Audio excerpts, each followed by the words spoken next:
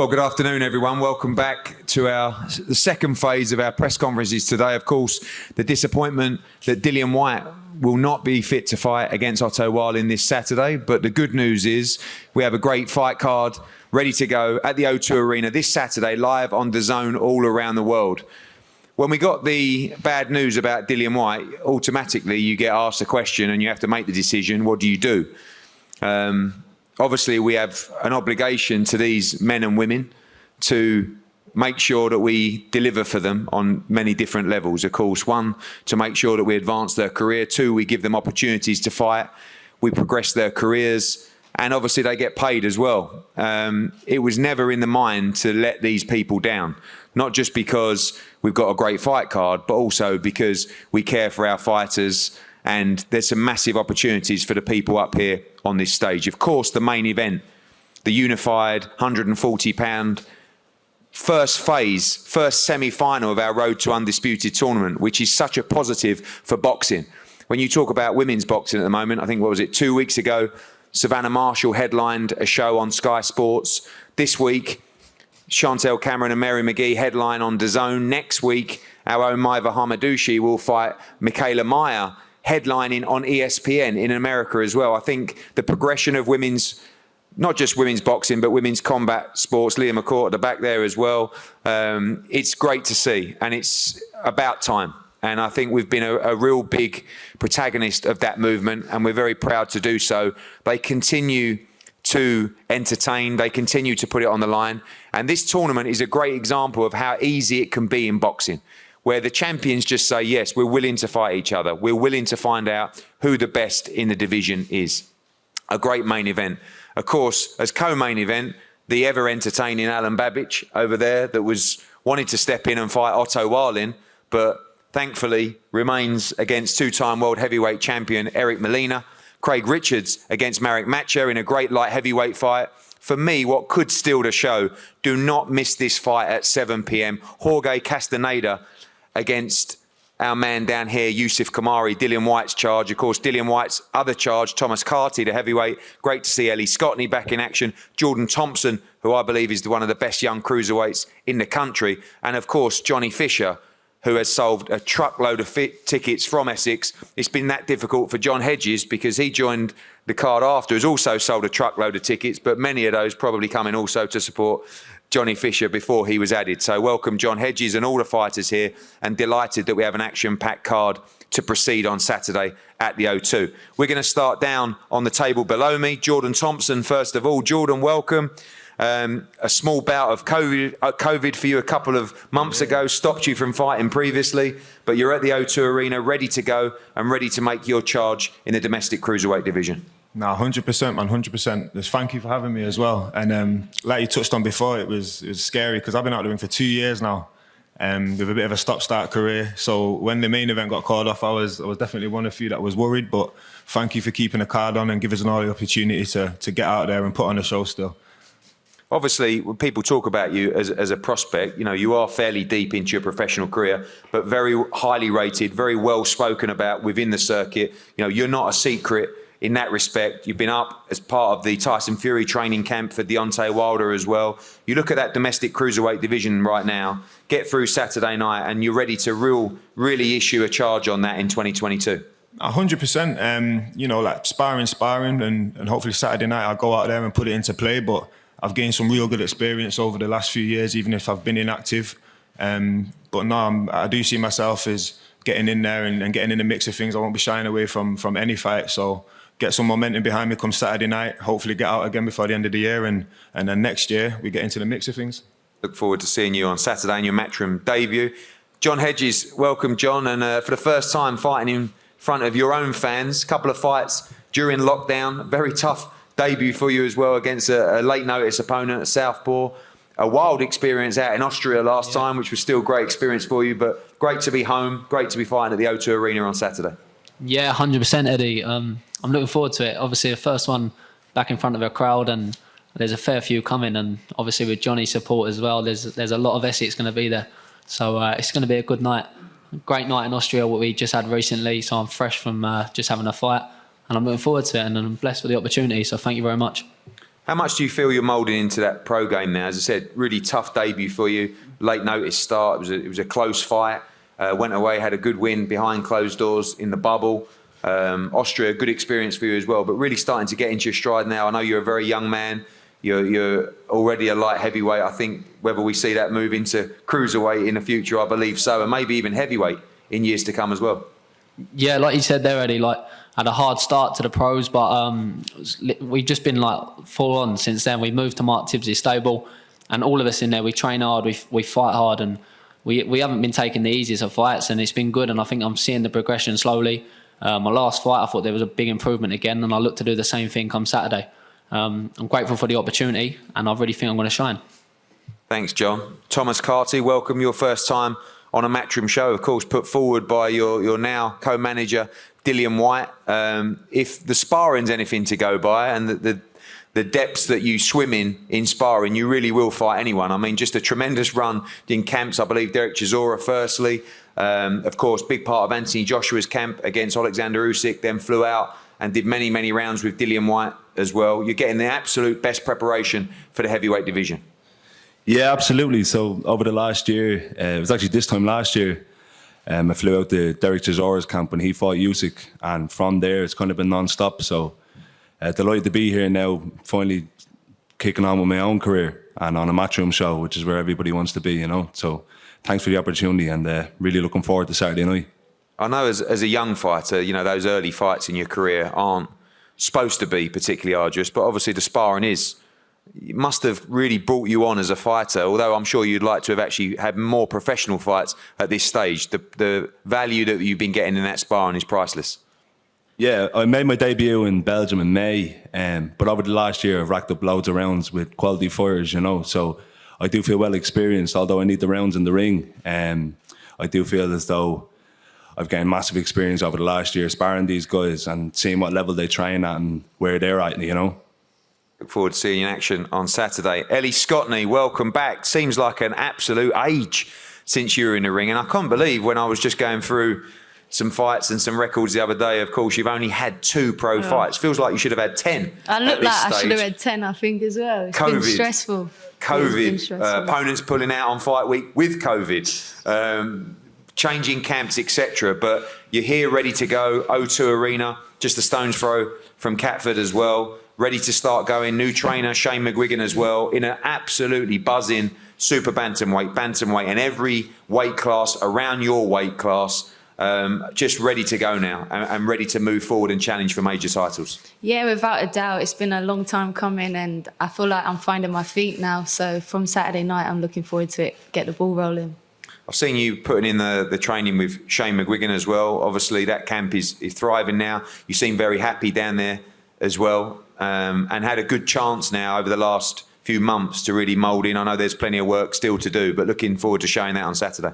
Yeah, I've been there 7 weeks now, and I feel like I'm learning every day. So if I show a glimpse of that on Saturday night, yeah, it's just going to keep learning from there.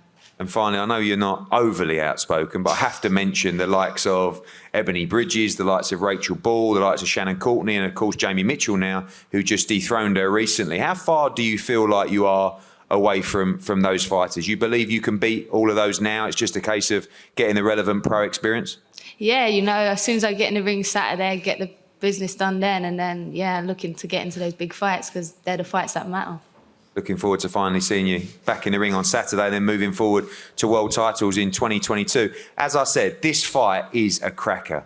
If it's not, I allow you to play this back and tease me online, because this can only be what I believe will be an absolute barn burner of a fight. Jorge Castaneda, who unfortunately we saw beat one of our top young prospects in America, Otha Jones, recently, boxed so well we had to sign him immediately after that fight as well. Been looking for a big fight for him. Yusuf Kamari, as we know, great win on the Dillian White Povetkin card against Kane Baker, just won in Barcelona recently, and Dillian White said, we want a big fight for Yusuf Kamari. I love it when you get people who are ready to take the tough fights because they believe they're good enough. And when I phoned up Dillian White, I had to warn him about the toughness of Jorge Castaneda. And he said, great, that's what Yusuf Kamari needs. So, Mr. Castaneda, welcome over from the States. It was a hell of a fight with Otha Jones last time out. This one's going to be exactly the same. You've talked about how you want to continue that run of not just victories, but great fights, give the fans value for money. A lot of people expecting a great fight here on Saturday. Yes, sir. Thank you for the opportunity. You know, I'm ready, man. I'm ready to come fight and show the people of the UK a war, you know. I trained really hard for this fight. I know Kamaru's going to bring his A game. He's going to come and, you know, give a hell of a fight with me, and, you know, you don't want to miss it. Talk to me about development of fighters in America. You know, obviously, much smaller country here. Fighters come through the amateur system, might win national titles and get opportunities. Of course, if you've been in the Olympics and so forth, you get, you know, given greater opportunities with promoters. But you haven't had those opportunities coming through. You've had to jump at these fights. When you were offered Ofer Jones, you just accepted straight away. When you were offered Yusuf Kamaru, you just accepted straight away. Is that how it's had to be for you so far in the pro game? Yes, sir. I had to take any opportunity they gave me, you know. I mean, I didn't go up in the ranks in the amateurs. I really didn't have any amateur fights. But, you know, like I said, in the pro rankings, I need to take any opportunity they give me to showcase my skills and show them that I'm a great, exciting fighter. And for you, in terms of the development of your career and the opportunities in life, a huge win on DAZN last time in Miami. This could be another big win for you in London, this time on DAZN as well. This is going to put you in line for a really big fight in 2022 and what would be also a big payday if you can come through this fight. Yes, sir. It's really motivating for me. You know, I'm fighting for a title against a tough guy. And, you know, this is the fights that I need to come closer to a world title. I know winning this fight is going to bring me more exciting fights and, you know, like you said, better paydays. That's what I want. I want to, you know, fight and take this win and take this belt home back to my family and to the people of Laredo, Texas. Thank you. Jorge, Yusuf, again, I know you two guys are coming through and a lot of the wider public won't know too much about you, but a lot of people talking about this fight, expecting a brilliant fight.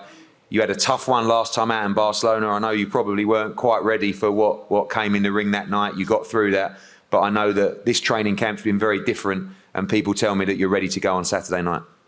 Yeah, first and foremost, I'd like to thank my manager, Dillian White, for another opportunity.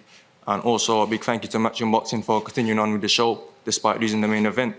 Back to what Eddie said, yeah, you know, the camp I had out in Portugal was the best camp I've ever had. I feel like I'm in the best shape I've ever been. And I'm ready to go on Saturday night and bring more than my A game. Obviously, you would have watched Jorge Castaneda against Ofer Jones.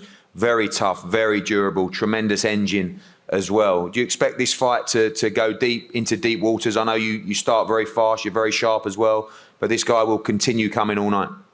You know, like I've shown in my last couple fights, I'm ready for whatever comes in the night. You know, I'm tough, I'm ready to go, and everyone knows from what they've seen, I love a war. So I'm ready to bring the heat on the night and make it another smoky Saturday. Well, it's going to be a great fight. Look forward to that one for the WBC International Championship. Johnny Fisher, a man that was probably the most nervous when Dillian White had to pull out of the fight against Otto Wallin, not just because he put his name forward to fight Otto Wallin, but because he'd also sold about 1,400 tickets.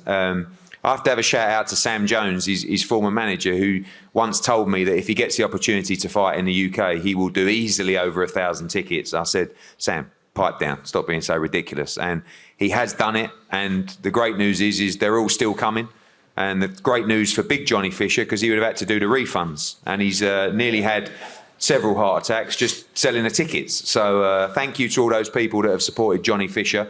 Most of them we know from our area, and those even beyond Essex, of course, down in Exeter where John was at university, and many other fans around the country. John, I have to say, as I said in an interview yesterday, outside of probably, I don't know, Josh Warrington and not many others, that is probably the most tickets I've ever seen a fighter sell individually from his hands. Firstly, a thank you to the support that you've had, and also a thank you to your old man who's had the duty of going out and selling them all. Yeah, massive thank you to everyone who's come to support me and is coming on Saturday night.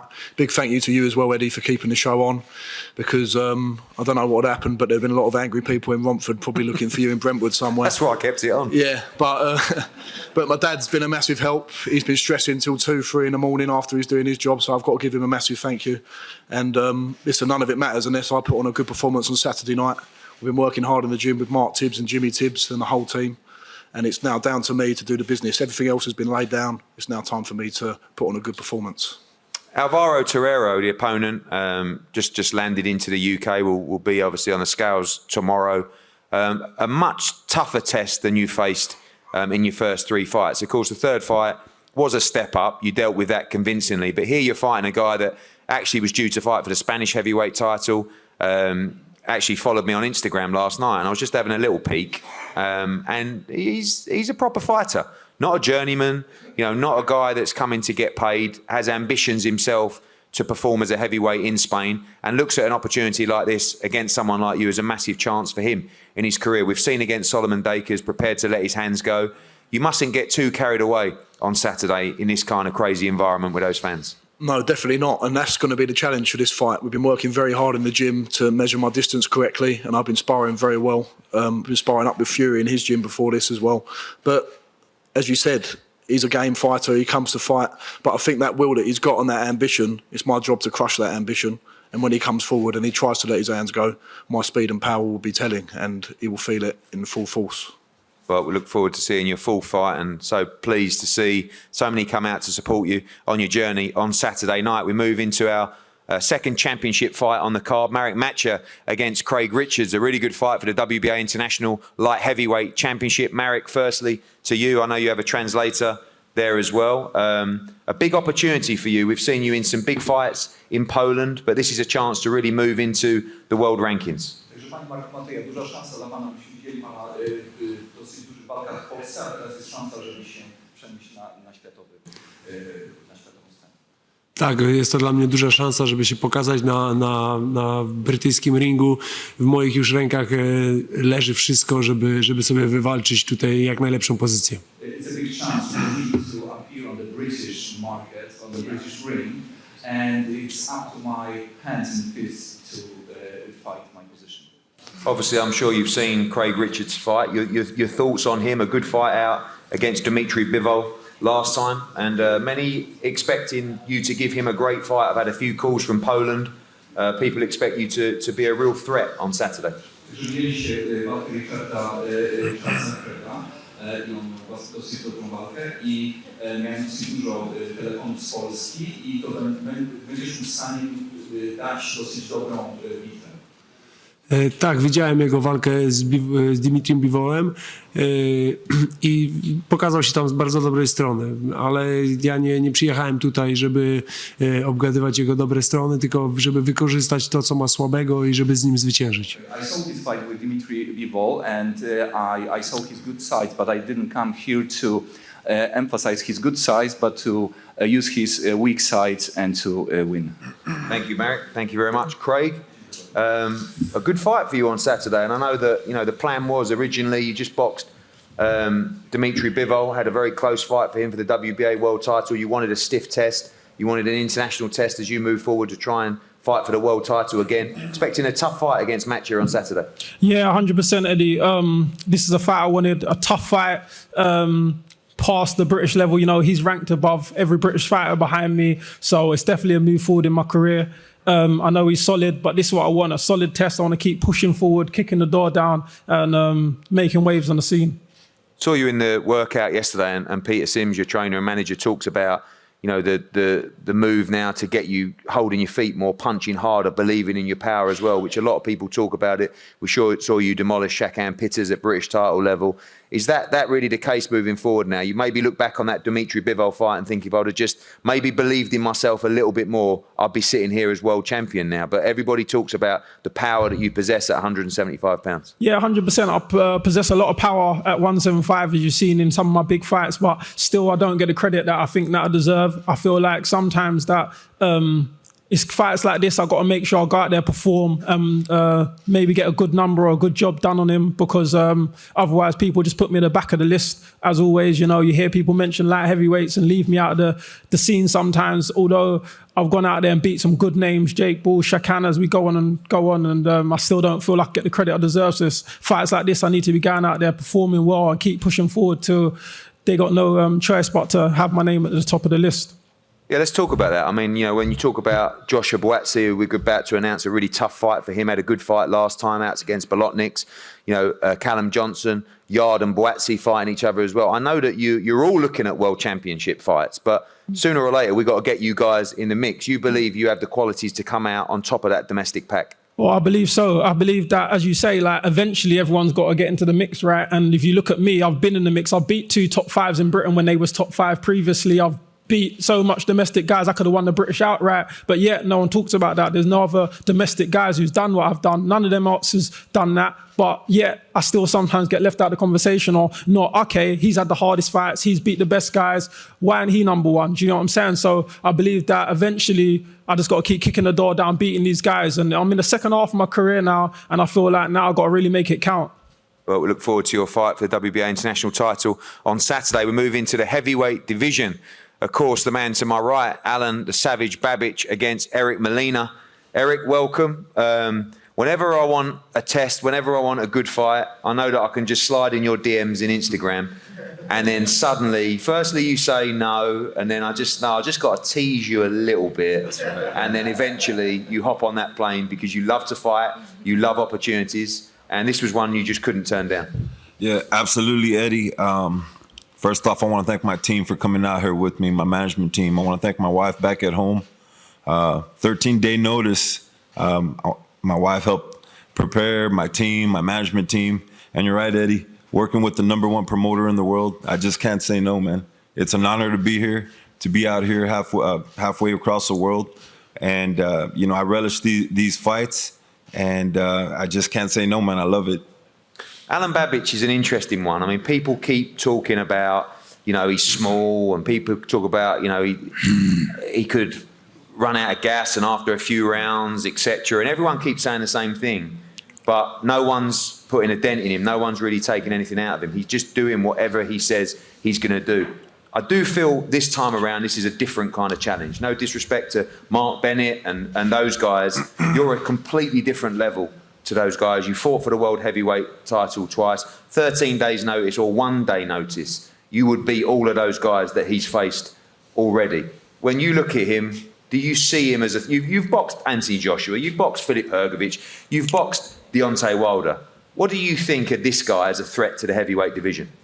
Well, you know, no disrespect to the guys that he's faced. He's faced some tough guys. I think Babic is a tough fighter also in the heavyweight division, but you know, I think that his size and his, I don't think that he's got the size for this division. You know, I've seen some guys, even myself, I'm small for this division. So it's a heavyweight division. You have to respect it and you have to stay humble to it. And it's something that I've learned in the game. And, you know, definitely this fight, I got to use my experience and I got to use my size to my advantage.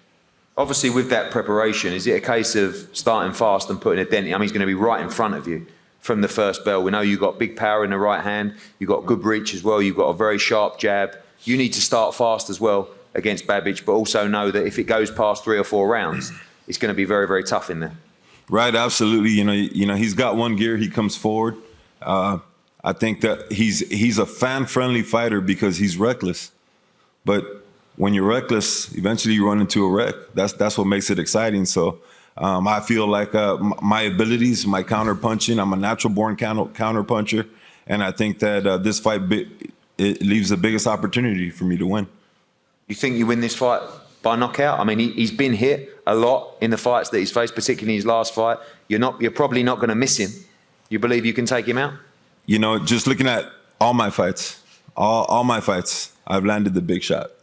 I think Anthony Joshua was the only fight I didn't. So even look at the last fight with Fabio Worley, who I think is a great fighter also. He took my shots well, but I landed them all night. So we're going to see if he could take those shots on Saturday.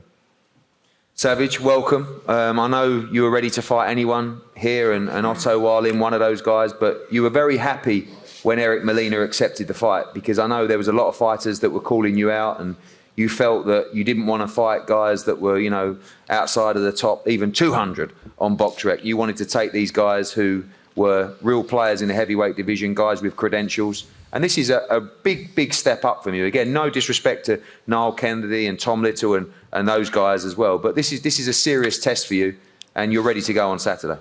Yeah, thank you very much, Eddie Hearn. Thank you, Molina, for showing up. First of all, I want to address the white elephant in the room. You know, Dillian White.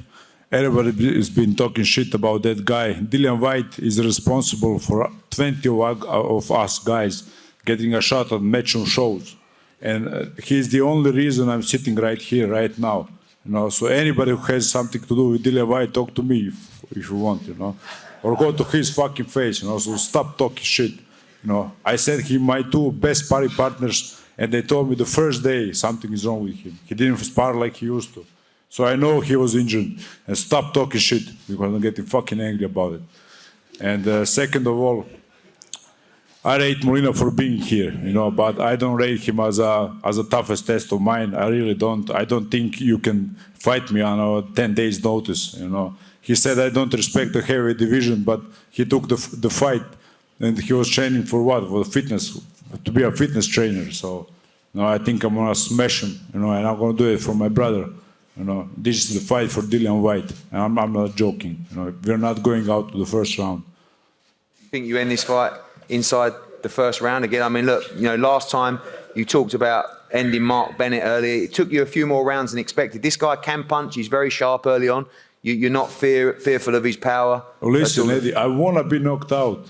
How can you be fearful when I want to be defeated? I crave it. Please defeat me, somebody, please. I crave it, I want it, I love it. I want to take that fucking 0 off my fucking record. I don't like it. I don't like the 0. You take it. Fuck you, 0, you know? I'm sick and tired of this. Oh, you're going to lose. Yeah, of course I'm going to lose. I lost 10,000 times in my life. Until Dillian found me, I lost everything almost. I was out of boxing with 1 foot. And I was 28 years old. I didn't have money for bread. No, so I'm not afraid of fucking taking my 0. Knock me out right now. It's okay, bro. No, it's okay. But I want to say one more thing. I box for the average Joe. So please, I'm going to give you the fight all of the average people can watch. You know, I don't want to just box for the boxing fanatics, for the boxing historians, you know, stuff like that. You will value me. You know, it's just a matter of time. But this Saturday, I box for the average Joe. So please come on and support me, because I'm going to give you my all. I will not take care of myself, you know. I will be reckless. I will be reckless, you know. And I'll do it for my brother Dillian White. And whoever has something to say about him, say it to my face or his face, or shut the fuck up. Yeah, and that Swedish guy also, crying on the Instagram, oh, he doesn't want to shut your fucking mouth, boy. You know, shut the fuck up, you're fucking boring. And I'm getting pissed off, you know. Dillian White is injured. Don't let me continue, Eddie. Stop me.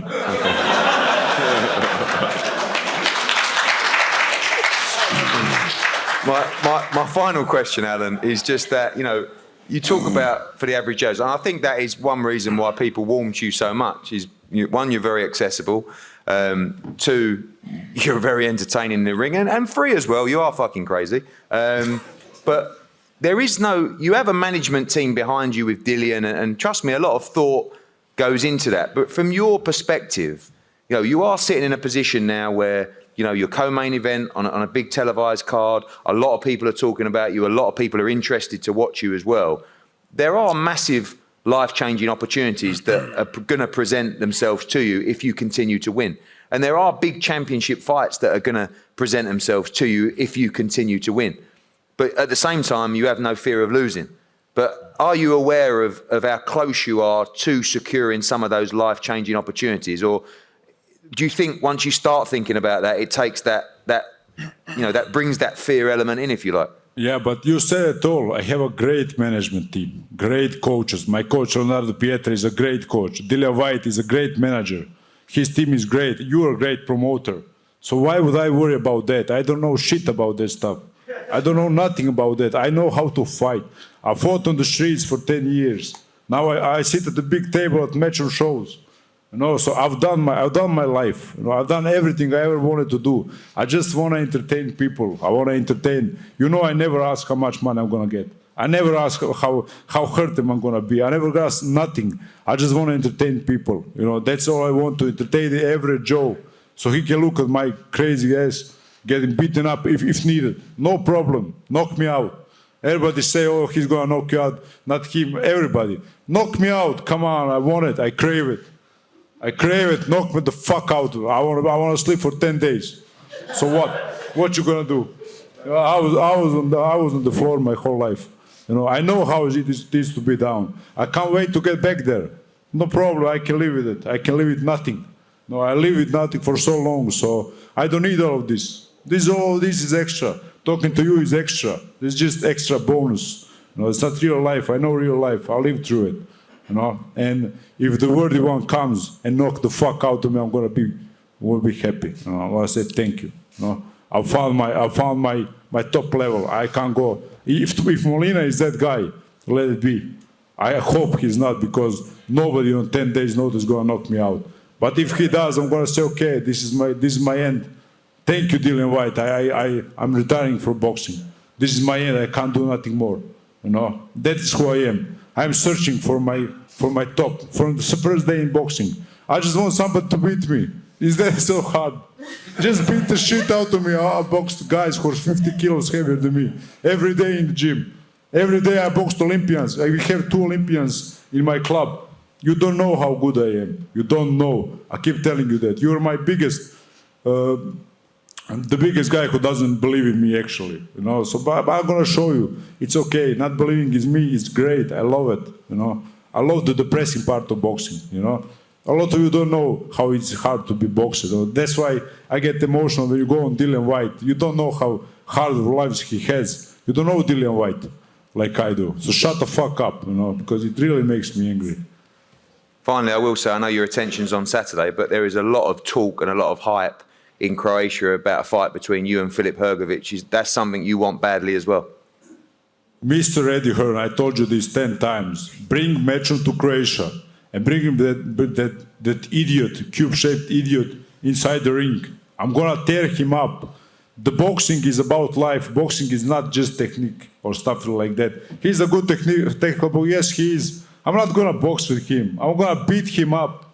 He's 10 times smaller man than I am. 10 times. 10 times.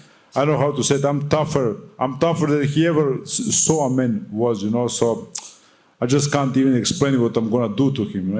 I know you don't believe me. Nobody believes me. But just give me the shot. It's the fight people want in Croatia. Croatia wants matchroom event.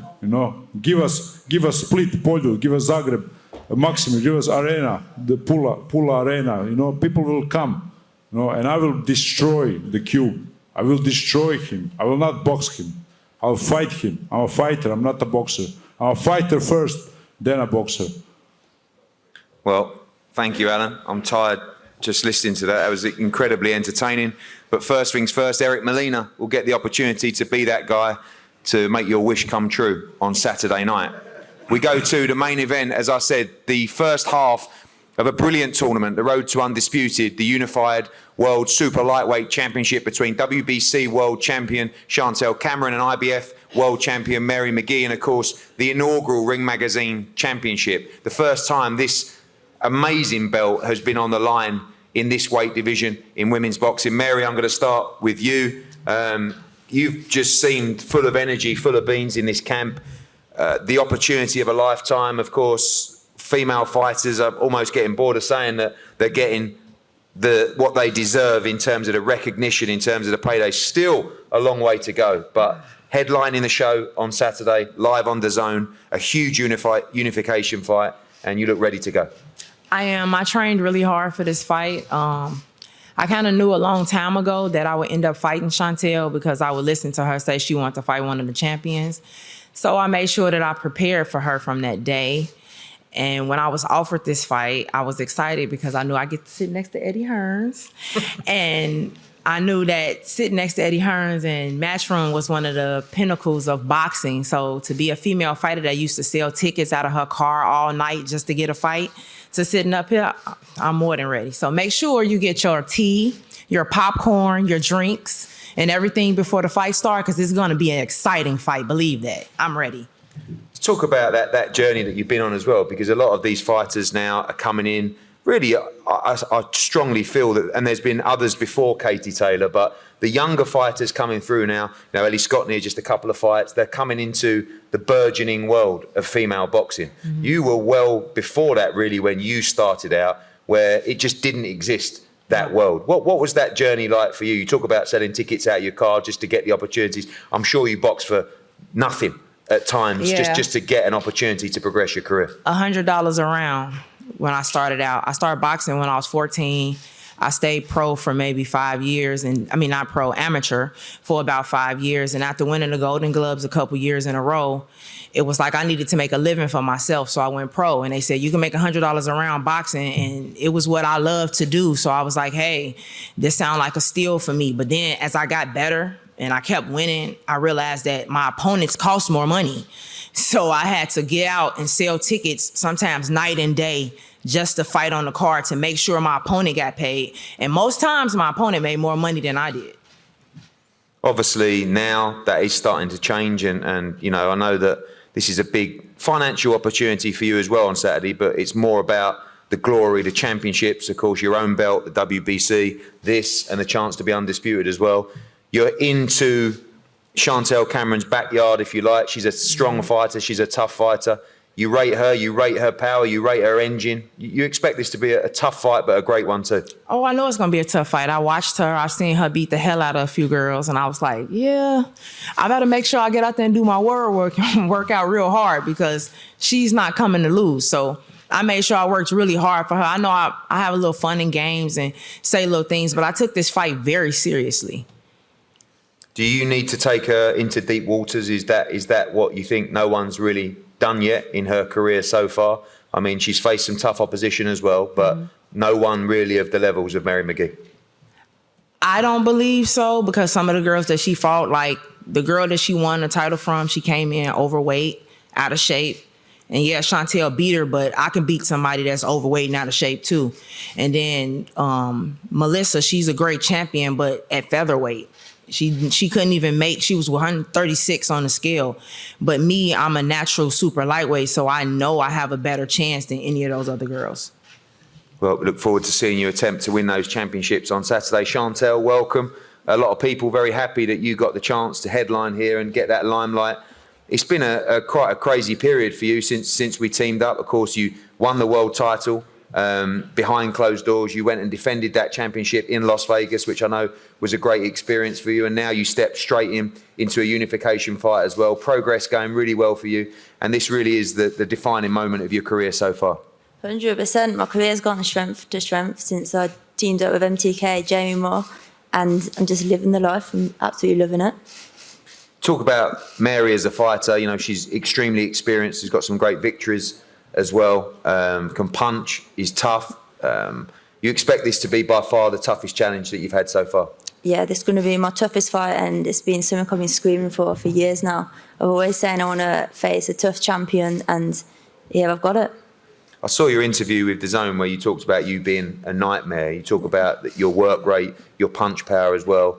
Is that the plan on Saturday as well, to come out with that same kind of work rate and engine? I mean, again, a tougher fighter in Mary McGee, a good counter-puncher as well, someone that carries power as well. But should we expect to see the same Chantel Cameron and that same energy in the ring on Saturday? Yeah, I'll never change. So I want to make an exciting fight, and Mary's going to bring that to the ring as well. So I just feel like my engine, I don't stop. And finally, obviously, your belt, Mary's belt, this fantastic belt here. Probably by the end of spring, the 140-pound division will have, well, definitely will have one champion, will be the undisputed champion. You're confident that you will be the last woman standing from this great tournament and will be crowned undisputed after you beat Mary McGee on Saturday? That's all I visualise. That's all I see. Beat. Sorry? Beat. Beat. Yeah. You just said beat. No? It ain't going to just happen like that. No? I didn't come all the way across the pond just to get beat.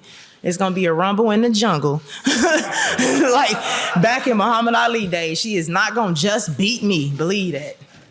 We talk about her engine. She said that she's a nightmare for everyone. Are you expecting a full-on fight straight from I'm there? expecting her to box, pop shot, move. I've already listened to her conversations and say what she's going to do.